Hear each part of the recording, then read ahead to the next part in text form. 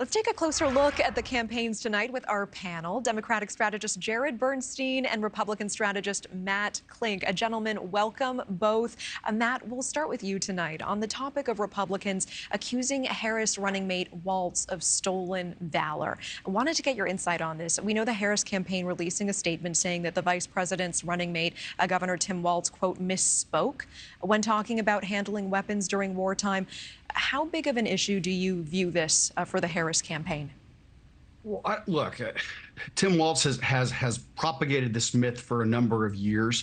The sad part is he has an impressive military record. He served for 24 years in the National Guard, but he misstated that he deployed, or he left the impression that he deployed, and he misstated the rank that he left with. He had that rank when he was in active service as a command master sergeant, but he didn't fulfill all the requirements. So when he left, he was downgraded a rank.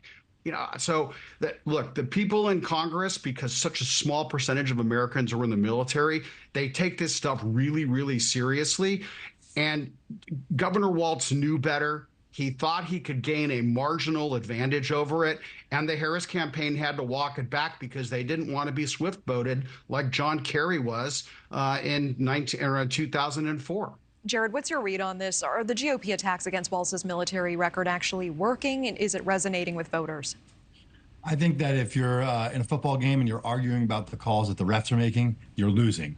You've seen this week an unprecedented amount of momentum for the Harris-Walz campaign, money coming in unprecedented amounts into that campaign, momentum, people showing up at rallies, and Donald Trump and J.D. Vance are arguing about essentially the calls that the refs are making, and nobody's showing up to their rallies. They're keeping a very quiet campaign schedule. And so you have that plus these polls that show the momentum has clearly shifted in this race, shows that the Trump-Vance campaign is scared. Yeah, and I want to talk about the polling in just a moment, but very quickly, Matt, let's talk about Harris's border record. Jorge Ventura just talking about this. And we see the Arizona GOP placing billboards. I believe we have this to put up on the screen. One of them saying Kamala Harris, 1,296 days in office, 0 border visits.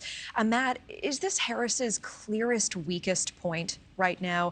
And do you think that Trump would do well to go all in on this rather than focus on her IQ, call her dumb?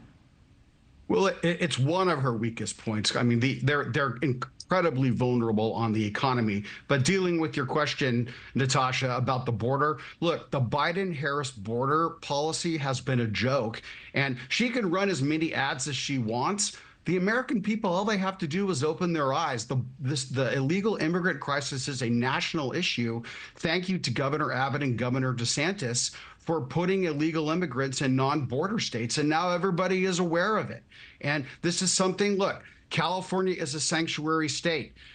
Governor Walz is also, he's Gavin Newsom of Minnesota. He wants, they're a sanctuary state. He gave housing to illegal immigrants. He won't give it to American veterans, but he will give it to illegal immigrants. So this is a policy platform of the Democratic Party to bring millions and millions of people into this country in hopes that someday they all get amnesty and they will be potential voters for the Democrats. Jarrod, I want to make sure to give you time to respond here. Is it too late for the Kamala Harris campaign to turn around the public perception about her at the border? No, listen, this is going to be a debate point that's going to go all the way down to Election Day. I think Donald Trump and J.D. Vance are going to have to answer for turning their own party's bipartisan border security bill and immigration reform bill and basically shutting it down at the 11th hour, a bill that was getting support on both sides of the aisle just because they wanted to have it as a campaign issue, right? I think they're going to have to answer for that. I think that they're going to be vulnerable on it. And, you know, if that's the worst thing that Harris, the Harris-Walz ticket has to contend with in this campaign, I think they're going to be okay because Donald Trump and J.D. Vance are literally a walking punchline when it comes to how they comport themselves as candidates for the highest office in the land. A walking punchline. Matt, do you agree?